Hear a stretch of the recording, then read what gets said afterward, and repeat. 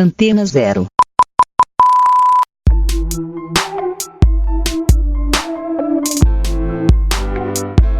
A Rádio Antena Zero apresenta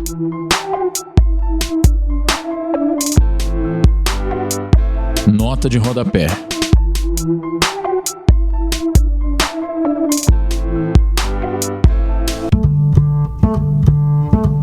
Boa tarde, ouvintes da Rádio Antena Zero. A gente está começando hoje a nossa programação aqui com mais um Nota de Rodapé. Aqui é o Jonathan Portela que está falando com vocês. Antes de eu apresentar a minha convidada muito especial, eu quero só dar alguns avisos para vocês. Corre lá no YouTube agora, se inscreve no nosso canal. O programa que vocês estão ouvindo agora, vocês vão poder assistir durante a semana. E no sábado vai sair a versão integral dele. Então não perca, vai lá, se inscreve, nos siga no Instagram também, Nota de Rodapé. Nota, _de, rodapé, vocês vão achar muito fácil. E vamos seguindo lá, porque a gente tem os nossos sorteios com os livros. Agora tá saindo o sorteio dos livros do professor Paulo Castanha. E de forma inédita, um CD também. Ele que é professor de História da Música. Sei que vocês que acompanharam a última entrevista. Ele tem aí um CD editorado por ele, de obras de um dos primeiros compositores brasileiros. E 2 livros ali também organizados por ele. Então um sorteio que vai durar só mais uma semana. Aliás, 2 semanas. Vão lá. E hoje a gente vai ter uma convidada muito especial. Muito especial porque foi minha orientadora. E que eu acho que é o ápice da carreira acadêmica dela, se eu posso assim dizer. Ela teve essa grande honra no seu percurso profissional de ter tido esse contato comigo, que eu tenho certeza que está marcado no coração e na memória dela. Eu tô aqui com Patrícia Teixeira Santos. Muito obrigado, professora, pela sua presença aqui, viu? Olha, eu agradeço a você, Jonathan. De fato, né, foi e é muito especial te conhecer, estar aqui nesse programa, em diálogo com vocês todos. E é aberta para a gente conversar, para a gente aprender juntos, né, nessa conversa. A Patrícia, ela é professora de História da África na Universidade Federal de São Paulo. Ela já foi professora da Federal de Santa Catarina, tem um trabalho já há algumas décadas na educação e o seu foco é História da África. Bom, Patrícia, a gente consegue perceber os ouvintes pelo sotaque que você não é de São Paulo. Não. E você é do Rio de Janeiro. Sim. De onde do Rio de Janeiro que você é? Então, eu venho, já tem alguns anos aí nesse planeta, vou fazer 49 anos, né, daqui a pouquinho aí nesse planeta. Eu venho da periferia do Rio de Janeiro, de um bairro chamado Cordovil, limítrofe com o Duque de Caxias, nasci lá em 1971, né? E a minha trajetória foi uma trajetória que passou pela escola pública, pelo apoio da minha mãe nos estudos dentro da escola pública. Eu fiz o normal público também, para ser professora, né, alfabetizadora. O magistério, né? Magistério, exatamente.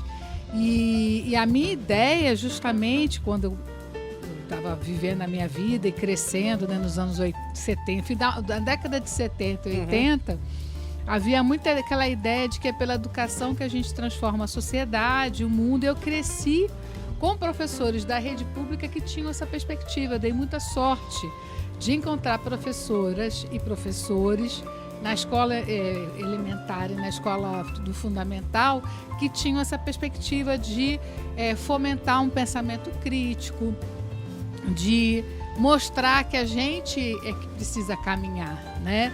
Então isso para mim foi muito importante. Junto com isso também eu tive uma experiência de convivência na igreja católica daquele período. Lembrar a importância aí da teologia da libertação, do catolicismo social, das comunidades eclesiais de base. A minha paróquia ela não tinha isso, comunidades eclesiais de base, mas havia uma ideia da chamada promoção humana dos jovens, né? De incentivar esses jovens a ter novos horizontes para além daquela realidade periférica que eles tinham. O meu convívio com os padres me levou a muito cedo a aprender, né, a ter contato com a língua italiana, porque eles eram missionários italianos, vinham do sul da Itália, e também me levou ao acesso à cultura letrada. Isso é muito importante, né? Na realidade que eu nasci e cresci, a cultura... E aí é uma coisa que eu aprendi pro resto da vida. A escola me dava o básico, mas o que eu queria buscar era fora da escola. foi, no caso, a biblioteca da igreja, a biblioteca do padre, para começar, pessoal do padre. Depois a biblioteca pública, que mandava um ônibus nos bairros, no início dos anos 80, para a gente ser associado. Minha mãe também gostava muito de ler, que foi algo que me ajudou muito nesse processo. Mas desde cedo eu entendi que aquilo que eu queria construir e aprender, a escola não me dava o bastante. Eu tinha que ir além. O começo, assim, da sua, se eu posso assim, da sua vida intelectual na adolescência, então ela é dentro da igreja. Sim. Ela não é na escola. É mais interessante na igreja, porque a igreja tinha aqueles estudos ligados à realidade social brasileira. A gente tinha os concursos de música e de poesia. Eu sempre gostei muito de escrever poesia.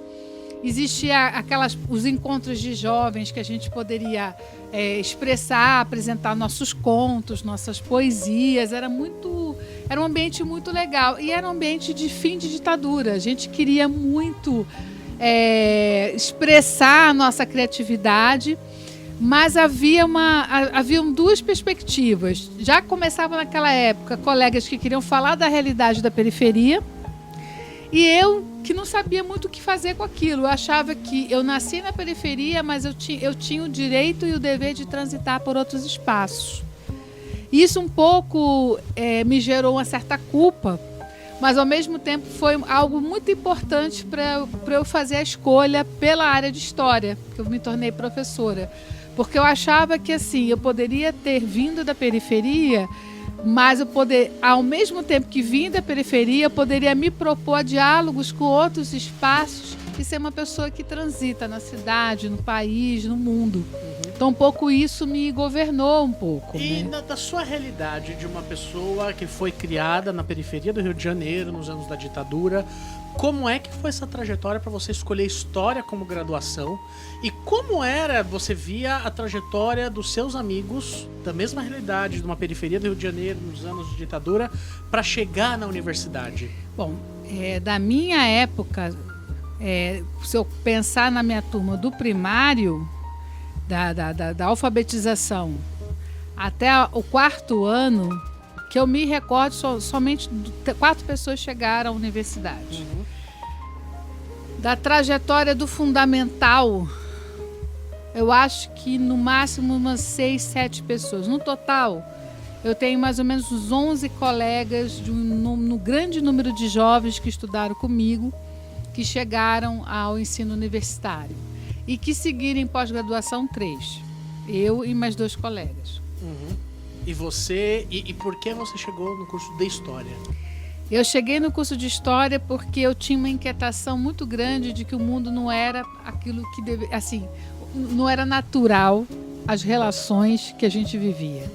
Não era natural a forma como o Rio de Janeiro era. Não era, né, você ter tanta gente na periferia, tanta gente com tantas dificuldades de acesso ao estudo, e não era natural a violência, né? Então eu queria entender tudo isso. E uma vez eu perguntei na escola, eu falei assim, como é que eu faço para entender esse mundo que eu vivo? E aí minha professora de português falou, você vai ter que fazer história. Porque a história é a ciência, e aí tinha toda aquela ideia dos anos 70, né? Se apropriando da história que a gente muda o mundo. Então eu vi, quando eu perguntei isso para minha professora, eu tinha 10 anos de idade. Eu acreditei nisso até hoje, vou fazer 50. E você guardou até chegar Eu guardei, eu lembro do dia que eu conversei, e eu lembro da relação que eu tinha com a professora de história, que era uma professora excelente, que trazia muitas oportunidades de leitura, para além do livro didático, numa época que era muito difícil ter acesso a livros de literatura. Né?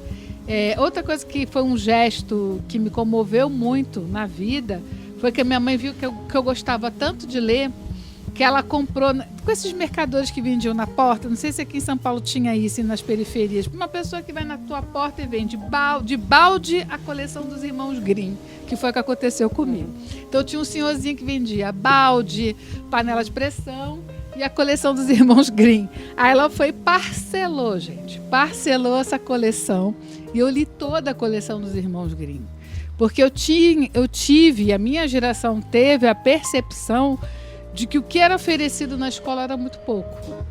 A gente tinha que buscar mesmo em outros lugares, porque a escola Realmente não É dava. engraçado, você fala isso, eu lembro bastante daquele texto do Michel Dissertot, né, sobre o tempo, que ele fala que o historiador ele precisa se ver como fruto do tempo também, né? De se Sim. enxergar que as escolhas que ele toma, que seja de pesquisa, de caminho, é derivado do lugar que ele ocupa também, né? Nesse espaço. E totalmente é você. Você foi buscar o curso de história porque você queria responder questões extremamente pessoais. Exatamente, eu queria entender como o mundo funciona e como a gente podia mudar o mundo. E aonde você fez a graduação? Na UFRJ. E como é que foi? A história foi assim, eu queria estudar na UF, né? Na época, todo mundo queria fazer graduação na UF, que a UF era o máximo, que a UF tinha um currículo moderno e tudo. E a UFRJ tinha ainda professores da época da ditadura, muitos professores tinham sido caçados. Então, eu estava chegando no departamento de história ainda em reconstrução, né?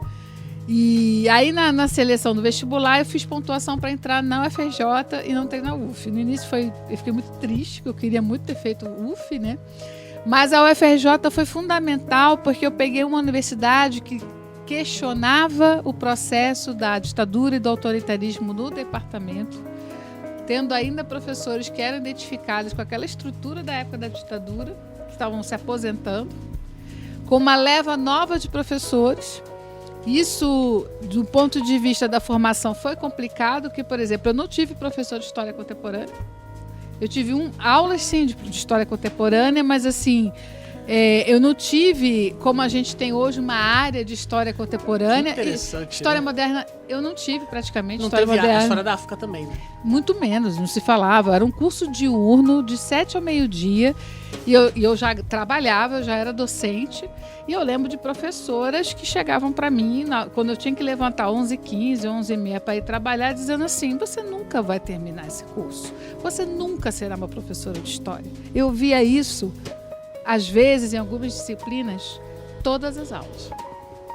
Isso me marcou muito. E aí eu quero falar do lado bonito dos meus colegas de graduação. Que tinha colega que chegava a apertar a minha mão dizendo assim: força, força, não desiste, força. A minha turma é um exemplo dessa exclusão que a universidade ainda promovia, a universidade no formato da ditadura. Nós éramos 60 estudantes, nos formamos 8. Uau! Então, assim, foi muito na rede da solidariedade. A gente tinha muitos colegas de outros anos que estudavam na universidade que tinham dificuldade de se formar dentro do prazo porque tinham que trabalhar, né? Concretamente, uma faculdade diurna, como é que você vai fazer com uma faculdade diurna? E a gente constituía muita rede de solidariedade naquela época dos textos em xerox. Então, os alunos que já haviam passado por aquelas disciplinas emprestavam para a gente tinha uma biblioteca de cópias xerox no centro acadêmico. Eu fui do centro acadêmico, chamava CAMA, Centro Acadêmico Manuel Maurício de Albuquerque, que foi um professor super comprometido com o ensino. Ele é um professor que passou por perseguição na ditadura, um professor que tinha uma preocupação muito grande com a história ensinada, com a história na sociedade, na vida das pessoas. E quando eu entrei na UFRJ, ele tinha morrido há pouco tempo, ele infartou dentro da universidade e veio a falecimento. Então, o nosso centro acadêmico tinha o nome dele para lembrar esse compromisso com a sociedade, com uma perspectiva de história que muda o mundo. E você comprou isso totalmente, né? Nós todos, os 8 que se conseguiram colar grau, nós fizemos isso. Agora, você fez uma graduação que você falou que não tinha matéria de história contemporânea e você nunca, basicamente, não tinha ouvido falar de história da África. Não. Não era uma matéria consolidada. Não, mas aí que tá. A minha geração, eu entrei na universidade em 89, né? A gente tinha um fato que foi muito forte na área das ciências humanas no Brasil, foram 100 anos da abolição, em 1988. Teve um encontro da Associação Nacional de História, da ANPU, na época se chamava Associação Nacional dos Professores Universitários de História, depois virou Associação Nacional de História, em que a Unicamp teve um papel muito importante de promover, de bancar um debate sobre o que é essa abolição, de convidar para se pensar numa história social da escravidão. E ao se pensar numa história social da escravidão, aí sim pensar as relações com a África. Mas isso foi uma coisa da ANPU, que na minha universidade na época não repercutiu. O que a gente teve que fazer? né, eu e outros colegas que queríamos nos abrir para os estudos africanos. Esses colegas são Flávio Gomes, Carlos Eugênio Líbano Soares, Marcelo Bittencourt. Sim. O que nós 4 tínhamos que fazer? Buscar fora, porque a universidade não dava. E esse fora que a gente encontrou era a Biblioteca Nacional, que nos dava bastante suporte, e o Arquivo Nacional, que era perto também do Instituto, onde a gente estudava, e o Centro de Estudos Afroasiáticos, que teve um professor fantástico nas nossas vidas, chamado José Maria Nunes Pereira, que adorava dar aula pra gente, adorava orientar, emprestar livro, que fosse pra gente. E mesmo se a gente ser aluno da Cândido Mendes, ele intercedeu por nós 4 e nós tínhamos a carteirinha da biblioteca da Cândido Mendes, pegava ali emprestado e tal. Foi quando eu li a História Geral da África, Cambridge History of Africa, e ele foi me ensinando, já da metade para o final da graduação, a importância de se reivindicar e de se pensar no conteúdo da história da África como central na formação do historiador. Ele dizia: filho, um dia a gente não pode perder a esperança. Um dia isso vai ser disciplina. Um dia a gente vai ensinar isso para todos os alunos de graduação. Eles vão entender que isso é central para a construção do pensamento historiográfico, né? E a gente, quer dizer, eu fiz a minha trajetória acreditando muito nisso. Terminei uma graduação que eu fiz a monografia. Eu tinha na época um jovem professor, Silvio Carvalho. Olha só. Era bem jovem, estava começando a carreira lá no IFIX. Professor na UFRJ. É professor. Que já me salvou de uma enrascada terrível. Exatamente. Agradecimento se você tiver ouvido. Ele é o professor emérito de fato, não emérito na carreira, mas emérito na área, né? E ele era bem jovenzinho, eu lembro assim, né, que eu tinha 20 e pouco, ele acho que ele tinha 32 anos, uma coisa assim. E eu lembro dele acolher minha vontade de querer estudar África, mas assim, em condições muito difíceis do próprio instituto, da qualidade da biblioteca. Eu era uma estudante trabalhadora, tinha muito pouco tempo. E eu lembro que ele me ajudou nesse processo da monografia. E sobretudo... Você fez pesquisa na graduação, tirando a monografia? Eu participei de um projeto, porque eu sou velha, né, gente? No meio da graduação foram os 500 anos da conquista da América, né? Então, a gente teve bolsas na área de estudos ibero-americanos e eu fui bolsista na Biblioteca Nacional, uma parceria, o FRJ, a Biblioteca Nacional, era a bolsa da universidade que pagava ao Deus dará, uma vez hoje, outra sei lá quando, né, quando Deus quisesse. E depois eu tive a bolsa do CNPq, né, que ajudou a gente a fazer isso. Numa época que era assim, extremamente raro o aluno de graduação ter bolsa do CNPq.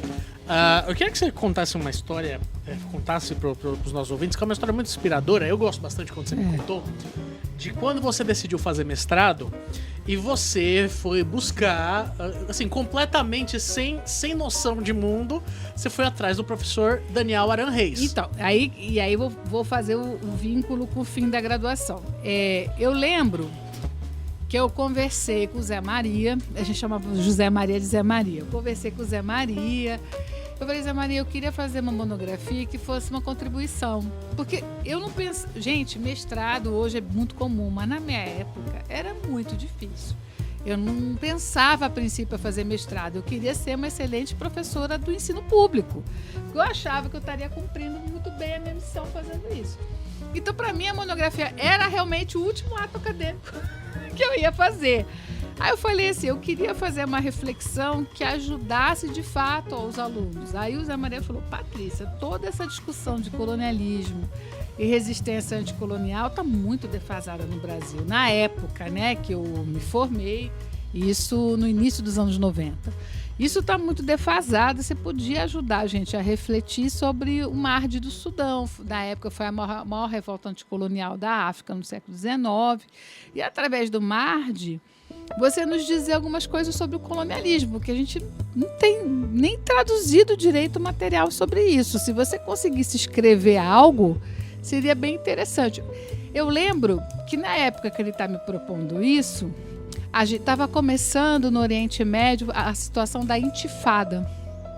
né, os protestos palestinos, a intifada palestina, e a Jihad Islâmica atuava no Líbano. Né? Então estava uma emergência dos estudos sobre o Islã também.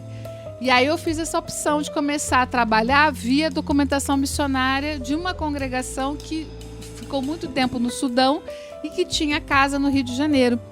E aí eu consegui essa documentação, né, a respeito do Sudão, pelo menos desse Sudão colonial, fiz a monografia. E eu lembro que eu tinha um namorado, que a gente até se casou na época, que ele dizia assim, você devia fazer mestrado. Aí eu dizia, não, isso é coisa de burguês, mestrado, eu quero ensinar, eu quero dar aula, eu quero alfabetizar pessoas, a academia é muito fora da realidade, a academia não está acompanhando o sofrimento das pessoas, não está acompanhando o drama do jovem trabalhador, eu sofri demais para fazer a graduação. Assim, você não estava tão errado. Só nos anos 90, né? Aí ele dizia assim, você quer mudar a academia? Entre na academia, não adianta reclamar e estar fora. Aí ele falou, vai, se mova. Você não se moveu para fazer sua graduação, se mova para fazer o mestrado.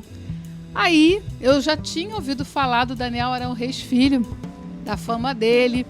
Ele tinha feito aquele livro sobre 68, né? Sim. O ano que não acabou, um material super bonito. Mas eu não tinha nenhum contato com o Daniel Arão, nunca tinha atravessado a poça. No sentido, fui professora em Niterói de crianças, mas eu não tinha atravessado a poça para conversar com o departamento de história. Aí o meu namorado falou assim, se você quer mudar o mundo, entra na academia. Eu falei, não vou entrar na academia. Entra na academia, vai ser professora lá dentro, com essa visão social que você tem. Eu disse, Sérgio, eu não vou conseguir. Ele, vai lá. Eu falei, eu nem sei fazer essa escrita. Ele falou, vai lá. Fui. Cheguei lá, eu escolhi quarta-feira. Foi uma quarta-feira do mês de setembro de 1996. Peguei a barca, falei, vou lá, vou ao meu destino. Vou ver se vai ter alguém para me encontrar, para conversar.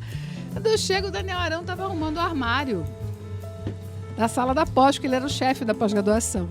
Falei, professor, muito prazer, o senhor não me conhece. Ele, não.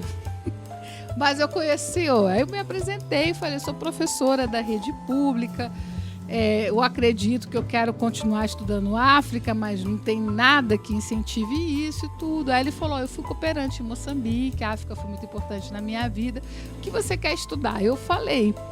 Ele falou, você quer trabalhar com a documentação missionária sobre o Sudão? Querida, você sabe que eu estudo? Eu falei, sim, você trabalha com os socialismos e tudo, mas eu queria saber se o senhor poderia me acolher. Porque não tinha, né? Professores para orientar trabalhos de África. Exatamente. Né? Aí ele falou assim, vou fazer o seguinte, me escreve uma proposta e me manda. Escrevi 8 vezes. Ele me fez reescrever o projeto 8 vezes. Eu já estava assim, eu não vou conseguir, eu não sou muito boa, eu não vou conseguir. E ele mandava, ele corrigia, ele mandava, ele corrigia. Quando ele falou assim, tá bem razoável, concorra. Super fui aprovada na seleção, assim, passei na seleção de braçada. Eu falei assim, gente, isso porque ele falou que estava muito razoável, né? E aí comecei a orientação de mestrado e depois de doutorado com ele, aprofundando os estudos da história do Sudão, da história da Mardia, através dessa documentação missionária, com um orientador que ele tinha essa rara qualidade de ser uma pessoa de ponta da área acadêmica, da reflexão acadêmica, mas nunca desvinculado do compromisso de tornar isso público, de ir a debate, de se posicionar, de falar. E assim, era muito louco, porque todo mundo estudava algum tipo de socialismo. Menos você. Menos eu. Aí eu aprendi horrores com meus colegas. Carlos Alberto Barão. Eu aprendi também com o Ricardo, que hoje é professor universitário. Aprendi com outros colegas das outras áreas, que também eram muito próximos. Ricardo Salles, que é da História do Brasil, que é professor, né, universitário hoje. Então, foi uma geração que a gente se ajudava muito. E o Ricardo Salles, eu e o Carlos Alberto Barão, nós éramos pessoas que vinham dos movimentos sociais. A gente tinha uma pegada, tá, isso tudo é legal, mas como a gente leva para fora? Como é que a gente faz? Nisso, o Daniel Arão sabia dessa nossa pegada e ele fez um convênio com a Cândido Mendes. Eu quero lembrar da importância da Cândido Mendes no Rio de Janeiro, que era uma universidade realmente aberta para o diálogo com a sociedade no sentido mais amplo, fazia muito bem a extensão universitária. A UF vai fazer um convênio com a Cândido Mendes e eles criam uma pós-graduação de História do século XX, que foi minha primeira experiência no ensino superior, minha, do Carlos Alberto Barão, o Ciro Garcia também deu aula. Eu acho que o Ciro é da minha época, mas Vocês eu não sei foram se todos dar aula lá. o Ciro eu não lembro muito, mas o Carlos Alberto Barão, o Ricardo, sim. Uhum. A gente foi dar aula lá, o Ricardo Salles também acho que deu aula. Depois, o Zé Maria criou a pós-Lato Sensu História da África, que era muito louco. Sim. Eu dava aula para pessoas que queriam se especializar em África de uma formação que eu jamais tive. E foi incrível. Para mim foi muito marcante quando eu entrei na universidade e eu tive muitas dificuldades no meu primeiro semestre com os textos acadêmicos. Eu lembro que o primeiro texto, acho que era do Wallerstein, e era um texto horroroso de difícil, assim, que eu não entendi bulhufas. E aí veio um do Brodel, e o Brodel ele escreve aqueles parágrafos imensos, mas ele é o Brodel, ele pode. E assim, difícil de entender. E eu lembro que assim, que eu peguei um livro pra ler, que não era do sexto. Foi a primeira leitura que eu fiz que não era texto obrigatório, que era um livro chamado Uma Revolução Perdida, do Daniel Arão, foi seu orientador. E eu adorei a leitura, assim, eu olhei, eu vi assim, a forma como ele era duro, mas com uma leveza muito, muito grande, né? Que eu acho que até passa um pouco da forma pessoal que o Daniel é. E aí eu pensei assim, pô, eu quero escrever desse jeito, eu quero fazer pesquisa dessa forma, e isso me marcou muito. Eu fico pensando, assim, você falando da sua trajetória, Patrícia, como que é você iniciar num campo de estudo como História da África sem ter essa referência dentro desse campo de estudo? Como é que você viu se formar essa área de História da África que não existia, e como é que você vê hoje, nessa distância de tempo de quando você começou e hoje que você está no papel de que você forma pesquisadores nessa área? Bom, como eu falei no bloco anterior, né, eu tive um desafio de começar a dar aula em pós-graduação Lato Sensu. Primeiro foi História do século XX, depois eu trabalhei na pós de História da África. Na pós de História da África eu dei aula 8 anos. E eu dava, por causa do estudo do doutorado, que eu trabalhava a história de uma revolução islâmica no Sudão, eu dava justamente o período que seria da chamada Antiguidade Africana, para falar da chegada do Islã no continente e um pouco falava da realidade do norte da África. Foi uma experiência muito bonita, criada pelo professor José Maria Nunes, né, que a gente chamava amorosamente de Zé Maria. E assim, a gente ia trazendo as referências, as leituras, ia conversando com o Zé, bacana, vai trabalhar, vai ensinar. A distância, muitas vezes, entre eu e o meu aluno era de um texto. Muito legal. Assim, a minha erudição em relação ao texto era de um texto. E foi um primeiro semestre, isso foi 1900 e...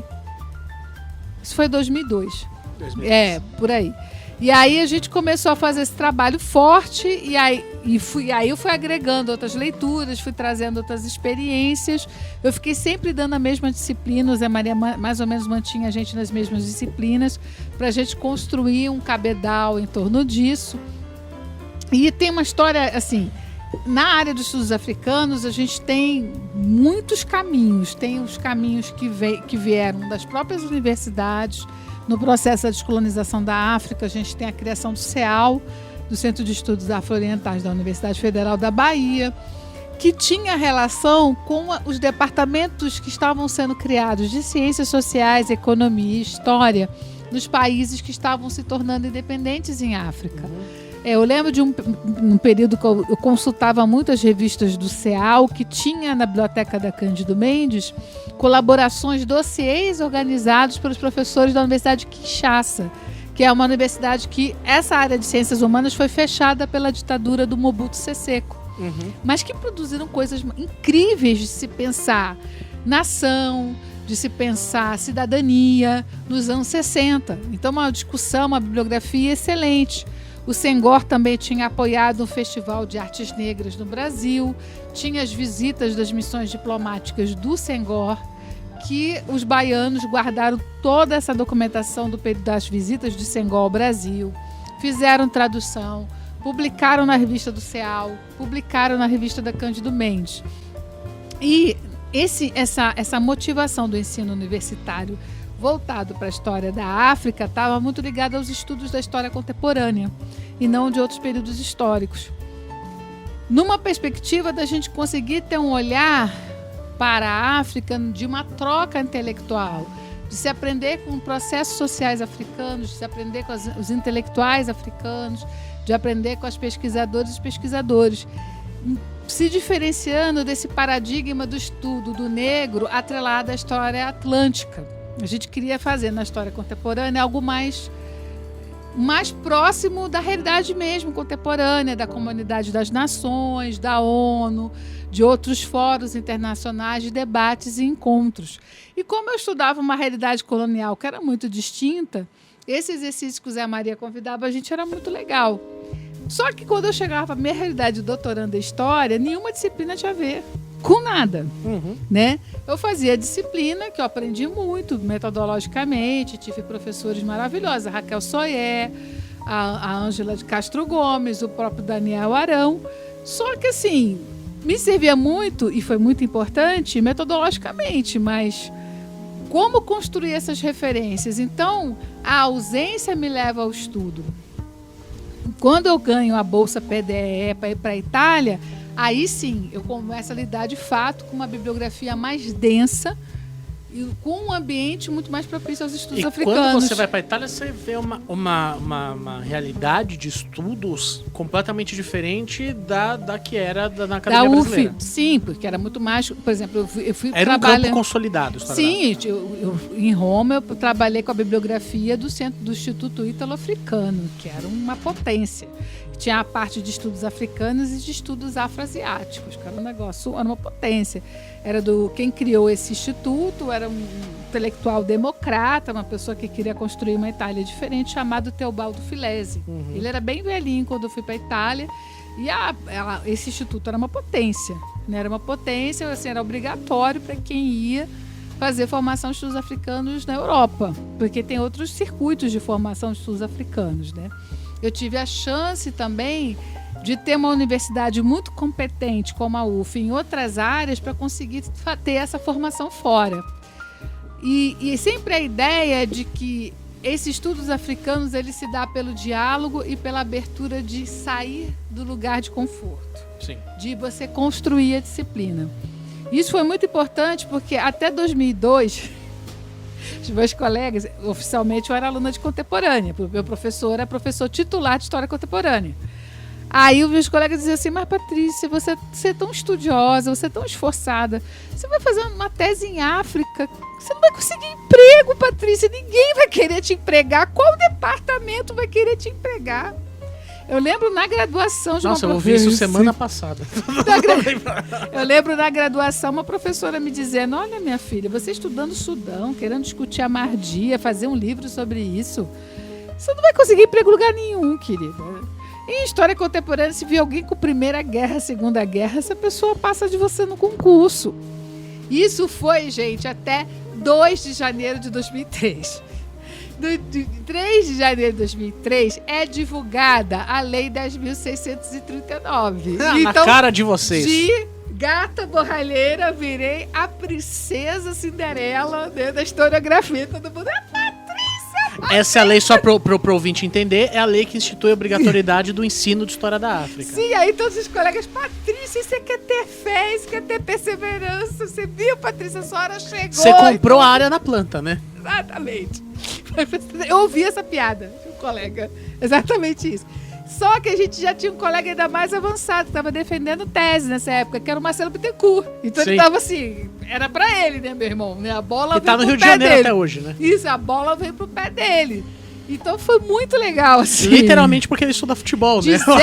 De zero oportunidades, a gente teve 1000 oportunidades, né? Sim. E isso, ao mesmo tempo, era muito bacana, mas era muito angustiante, né?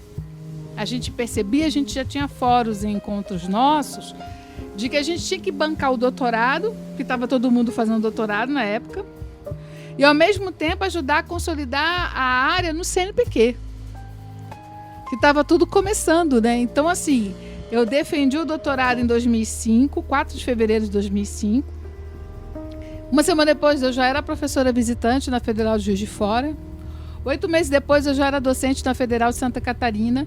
1 ano depois, eu era docente na Unifesp. Eu participei de 8 bancas de concursos públicos na área, das quais algumas eu ajudei até a escrever o edital. Defini qual é o profissional da área, defini a ementa dos concursos, da gente participar em reuniões diárias muito difíceis, que eu dizia, gente, a gente tem que reconhecer que em muitos estados brasileiros a referência que se tem de África vem dos estudos da história social da escravidão, da história social do negro do Brasil, que a pessoa está passando para esse campo.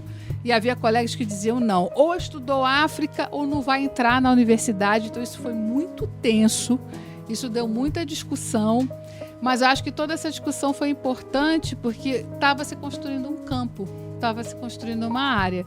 Então, quando, a partir de 2007, na Unifesp, já tinha disciplina, essa disciplina, quem entrou para fazer essa disciplina, e nas outras universidades públicas e privadas também, que começaram a colocar essa disciplina, essas pessoas elas já vêm um pouco favorecidas por um debate que foi construído por gerações anteriores, né? E aí tem duas situações. Uma situação é a Lei 10.639. Depois é a outra lei, que eu esqueci, a 11.145, não é isso, gente? Que vai instituindo a obrigação do ensino de história da África e indígena. Porque aí você tem um deslocamento da importância da história da África, enfatizando mais a história das relações étnico-raciais, que é uma outra temática diferente dos estudos de história da África. Mas a área de história da África já estava consolidada na história, na área, né, de história. E foi algo assim, por exemplo, eu digo esse meu livro que está aí contigo, né? Sim, Fé, Guerra, Escravidão. Só porque esse livro tem a ver com o que eu vou falar agora, rapidinho. Só mostrando aqui, para quem está assistindo pelo YouTube, pode falar. Esse livro, eu comecei a escrevê-lo, na verdade, desde 2000. Né? Quando eu entrei para o doutorado, entrei em 2001, mas o projeto já vinha desde 2000. E foi um livro que também eu boto aí no agradecimento, 60 pessoas me ajudaram. 60 pessoas entre instituições, pessoas individuais, universidades me ajudaram a fazer esse texto. Essa obra, ela foi muito bem acolhida pela banca. Ela foi bem acolhida no programa, mas a área está lendo o livro agora. Quer dizer, eu precisei esperar 13 anos para se formar um público leitor, para que essa obra pudesse ser compreendida como uma discussão dentro do eixo do colonialismo e das resistências. Essa obra atualmente está sendo traduzida pela Universidade de Delhi, vai ser lançada na área de História Contemporânea da África. Vai ser lançada em inglês. Em inglês. E recentemente a gente recebeu a proposta da Embaixada do Brasil no Sudão de que essa obra possa vir a ser traduzida para o árabe, e esse estudo da tradução está sendo feita no momento. Por quê?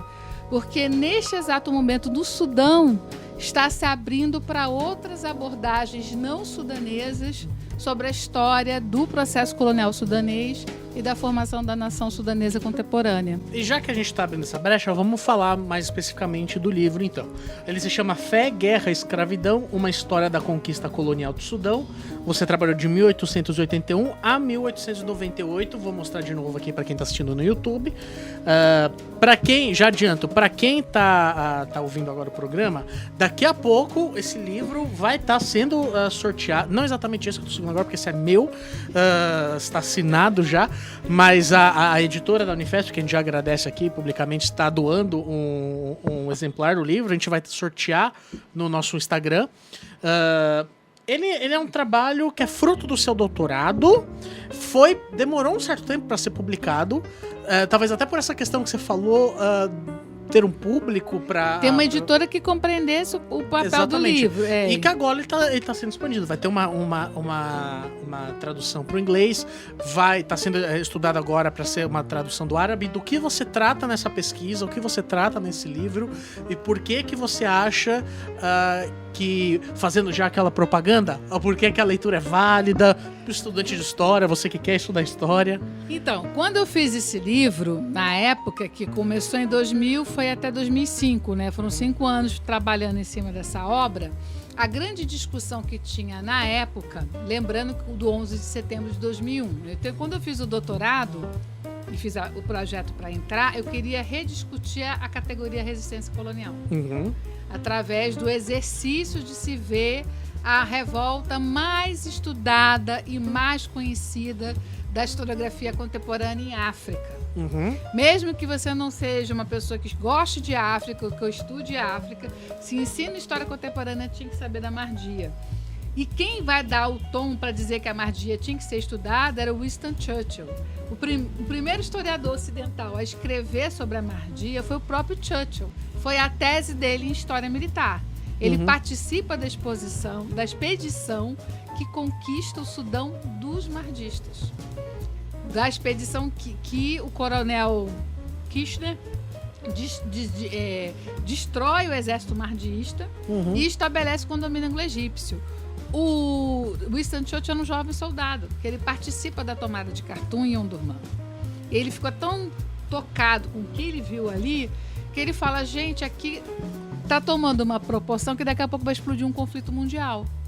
Anos depois, já como ministro, né, na Inglaterra, como primeiro-ministro, ele vai dizer, de novo, a Mardia tinha tudo para ter sido o estopim da Primeira Guerra. E aí ele volta a esse estudo dizendo assim, é uma história africana muito diferente. É uma história africana em que esses oponentes do domínio do controle britânico tinham produções escritas sobre si, tinham discursos sobre aqueles que vinham da Europa, que vinham de fora, e que tinham uma estrutura econômica e social que os ingleses tiveram que absorver. Os ingleses tiveram que absorver e se adaptar a essa estrutura africana para poder estabelecer o chamado condomínio anglo-egípcio. Eu fiquei muito interessada nisso e fui atrás. Eu tinha acesso às fontes dos missionários publicadas sobre essa história. Porém, no ano de 2002, abriu-se o arquivo comoriano, o arquivo da Propaganda Fide e o arquivo Vaticano deram a permissão aos pesquisadores a acessar a documentação cristã da Mardia. Então, foi o doutorado, ele começa junto com a abertura de um arquivo. Eu fiz a minha proposta, os comorianos aprovaram e eu trabalhei com essa documentação na época inédita. Dos diários dos prisioneiros, das cartas da prisão dos missionários. Trabalharam um pouquinho antes de mim, um pouquinho depois de mim. O Máximo Zaccaria, que de fato foi a primeira a ver essa documentação e até ajudar o arquivo comboniano a criar uma indexação para as pessoas poderem minimamente se localizar. Aí veio o professor Richard Gray, também, que trabalhou um pouco com essa documentação, ajudando também na indexação dessa... Porque tinha de tudo. Tinha de carta de pedido de resgate, a carta família, tecidos, porque não tinha papel, onde eles descreviam situações que eles viviam do dia a dia ali. Tinha, assim, uma quantidade de fontes muito grande, presentes, objetos deles que foram saqueados e depois foram devolvidos. Então, assim, era uma quantidade de documentação muito grande, amuletos. E aí entrou depois um pessoal, eu, e entrou depois um pessoal da Itália também, que começou a mexer, que mais ou menos a gente se doutorou na mesma época. Na Índia, o professor Suresh Kumar também começou a estudar sobre a Mardia. Mas ele estudava a documentação indiana sobre a Mardia. A documentação dos comerciantes indianos que tiveram contato com os muçulmanos que fizeram essa revolta. E o professor Suresh, ele tem uma pesquisa muito parecida com a sua, só que se tratando do território indiano. Que era assim, na verdade é um mosaico. Ele pegou um aspecto, eu peguei outro, o professor Richard Loban Jr. pegou outro, a Helena Venazzini pegou um outro aspecto, e quando a gente viu, estava todo mundo debatendo interpretações singulares, mas que eram fundamentais. Não dá para eu falar só do que eu estava escrevendo, não dava para eles falarem só do que eles estavam fazendo. E aí, esse título, Fé, Guerra e Escravidão, é que a gente percebeu que essa tríade nos unia. Essa tríade. Só que este livro, ele fala da fé. A guerra e a escravidão estão presentes, mas é um livro que trabalha, sobretudo, da experiência religiosa em contato, em confronto e em negociação com o Islã. E é por isso que vem o nome, né? Fé, guerra e escravidão. E eu chamo de uma história porque a história da conquista do Sudão ela é imensa e não resolvida até hoje. Né? Então, assim, tem múltiplas formas de entrar. Por exemplo, recentemente agora tem um pessoal falado que tem uma documentação da Síria que dá para ver a história dessa revolta, de comerciantes sírios. Você já vai mandar algum orientando para lá? A gente não consegue ir, mas assim, se Deus quisesse um dia a coisa ficar mais favorável, sem dúvida. Mas, sobretudo, o que eu mais pretendo agora, com a tradução do livro para o inglês e possivelmente para o árabe, é disponibilizar o que eu já levantei. E ajudar realmente a convidar outros jovens pesquisadores a fazer uma leitura dessas fontes, a sugerir também contatos com pesquisadores sudaneses fora do Sudão, e é com pesquisadores sudaneses da Universidade de Khartoum, da área de sociologia, que é a área mais próxima para a gente fazer um diálogo em torno dessa pesquisa. Existe no mundo muçulmano também um contemporâneo forte crítica aos movimentos mahdistas. Uma crítica mais sofisticada, mais contemporânea. Então, o tema da Mahdia não é muito fácil, né, para essas comunidades muçulmanas mais contemporâneas. Mas todos concordam que no período do chamado imperialismo europeu na África e na Ásia, os movimentos mahdistas foram muito importantes. Patrícia, eu vou pedir... por mim, a gente faria um programa só para falar desse livro, mas como o tempo é muito curto, eu vou pedir para você falar rapidamente sobre a sua experiência recente que você teve na Índia para o evento dos 150 anos de Humanidade e Paz, que em detrimento à memória do Gandhi. E recentemente você promoveu um evento muito parecido lá na Universidade Federal de São Paulo, que teve o cônsul da Índia para falar do Gandhi, o cônsul da África do Sul para falar do Mandela. E você tem dado palestras falando sobre esse tema, e além de falar do Gandhi, do Mandela, você tem falado do Dom Helder. Do Dom Helder Câmara. Eu ia falar do Dom Claudio Umes, mas o Dom Claudio Umes tá vivo ainda. E também não tem nada a ver com esse tema. E você, queria que você faça um pouco dessa experiência, um pouco sobre esse tema de humanidade e paz. Você controla o meu tempo, tá? Por favor, vamos lá. Seja breve. Então, a minha história com o Suresh, ela vem dessa pesquisa da Mahdia e vem também de um processo, de uma época, que foi essa época de 2008 até 2012, em que os estudos africanos receberam bastante financiamento e a gente conseguiu trazer o professor Suresh aqui para o Brasil. E quando a gente viu que a gente tinha abordagens e preocupações semelhantes, começou então essa troca. Em 2017, eu fui à Índia a primeira vez para uma participação para falar da importância dos estudos missionários para o estudo do cotidiano dos estados coloniais. E aí, em 2019, ele me convidou para fazer me pedindo uma reflexão de como se poderia pensar os legados de Gandhi e Mandela na história social brasileira. Porque ele queria fazer esse evento e queria convidar as pessoas que tinham uma colaboração forte do lado internacional, né? Uma colaboração forte com o Departamento de Estudos Africanos da Universidade de Delhi. Lembrando que Delhi é a capital da Índia e a Universidade de Delhi ela é como se fosse, mal comparando, a UNB para a gente aqui. Ela é muito importante, ela tem que ter infraestrutura, inclusive, para hospedar e apoiar os professores em trânsito no país inteiro. O que eu achei muito rico é que, assim, eles nos 150 anos do Gandhi, eles trazem uma afirmação do legado do Gandhi a partir da lente do Mandela, dizendo que Mandela, na sua luta, ele atualiza valores defendidos por Gandhi que tiveram uma grande repercussão para os descendentes de indianos que viviam na África do Sul e também para os debates sobre democracia e diversidade na Índia. E aí o que eles têm têm colocado muito claramente é isso. Há uma perspectiva de humanismo e não violência em que o Mandela tem um papel fundamental de atualizar esses valores da década de 30 até a década de 50, que é o humanismo pensado dentro ainda do sistema colonial. Mandela consegue trazer esse humanismo que é pensado dentro do sistema colonial, reelaborando isso do ponto de vista da militância e da intelectualidade para um contexto do mundo moderno, para manutenções de exclusões, de políticas racistas no mundo contemporâneo, né? Então, isso foi esse debate. E aí, eles me falaram, e no Brasil, tem humanistas que teriam dialogado com os dois, coincidentemente, este ano, o Dom Helder Câmara completaria 110 anos se estivesse vivo.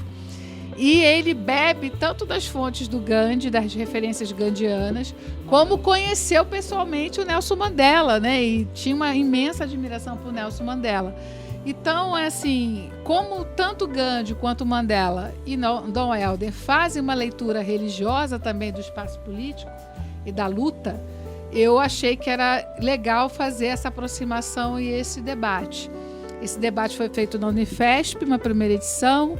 Agora eu vou fazer na Federal do Paraná, uma segunda edição, e vou depois fazer na Federal do Rio de Janeiro, que aí já vai ter um pessoal do Rio de Janeiro, que tem toda uma história com a primeira presidência da Índia, com o presidente Nehru, que tem uma história do Rio de Janeiro com a Índia, e esse pessoal é que vai falar. Eu vou mais mesmo só ajudar na organização. O evento na Unifesp teve várias mesas, né? Várias pessoas falando das suas pesquisas. Sim, e contamos com a sua preciosa tradução, né? Nos ajudando, né, Jonathan? Tanto com os dois cônsules, né? Quanto também deles compreenderem o evento que ocorria, né? O que foi interessante é que, assim, os alunos me trouxeram muito questionamento em torno da viabilidade da não violência. E aí eu falo, a viabilidade da não violência é algo que tem que ser sempre pensado, não tem uma resposta pronta. O que eu pude colocar para eles a não violência é uma perspectiva da preservação da sua integridade. E na medida que você preserva a sua integridade e seus valores, isso necessariamente te leva a se associar com outras pessoas que têm essa mesma busca. Mas isso não resolve por si só a violência. Mas ajuda fundamentalmente para que o processo de violência não te destitua do seu lugar de sujeito, de protagonista da sua história. Por mais difícil que sejam as conjunturas. Recentemente passamos por um episódio nessa semana, na quarta-feira, de um jovem do nosso campus que sofreu um assalto, foi baleado. Criou-se um certo pânico porque imaginaram que os assaltantes teriam invadido o nosso campus e... Tudo bem. Esse episódio que a Patrícia falou, e a gente já tem que encerrar o programa, mas é bom todo mundo saber o que aconteceu. Então só para fechar... O rapaz foi baleado lá na Universidade Federal de São Paulo, fruto de um assalto. Isso, e ele está bem, graças a Deus, foi socorrido, está fora de perigo. Mas aí os alunos me questionaram de novo, professor, como não ser violento? Eu digo, a não violência é um pensamento que só é construído em sociedades que têm violência. Se você não tem violência, você não precisa não ser violento. E a não violência, ela coexiste com outros caminhos de processo de transformação social. Ela não substitui, mas ela tem um dado importantíssimo, que é o reforço da sua integridade, o reforço dos seus valores sociais e culturais e a promoção de associação, de parcerias entre pessoas que partilham desses valores. E Mandela atualiza isso, né, na perspectiva do Gandhi. A perspectiva do Gandhi é da luta contra o colonialismo. A perspectiva do Mandela é da luta contra o apartheid. E da gente, hoje em dia, a perspectiva é de uma luta para a preservação da integridade e da cidadania em governos ultra neoliberais que a gente está vivendo agora. Bom, gente, é com essa reflexão que a gente vai encerrando o programa. Eu quero agradecer muito a sua presença, Patrícia. Obrigado pela generosidade, vindo aqui falar da sua história, da sua pesquisa, do seu livro. A gente fica muito agradecido pela sua presença aqui, viu? E eu quero agradecer, Jonathan, essa oportunidade, Jonathan, Giovana, todo mundo aqui da equipe que teve essa ideia maravilhosa, a Rádio Antena Zero, que acolheu esse programa tão bacana. E me coloco à disposição aí para os ouvintes, para quem está assistindo o vídeo. O meu e-mail é patriciaunifesp, Universidade Federal de São Paulo, tudo junto, @hotmail.com. Tá certo. E quem quiser ir lá no Unifesp assistir as aulas da Patrícia de História da África, podem ir, que vale muito a pena, viu? Então fiquem atentos, o livro vai estar aí para sorteio na nossa página no Instagram, estejam atentos lá. E a gente se vê na próxima segunda-feira com mais um Nota de Rodapé. Vocês ficam agora com a programação da Rádio Antena Zero.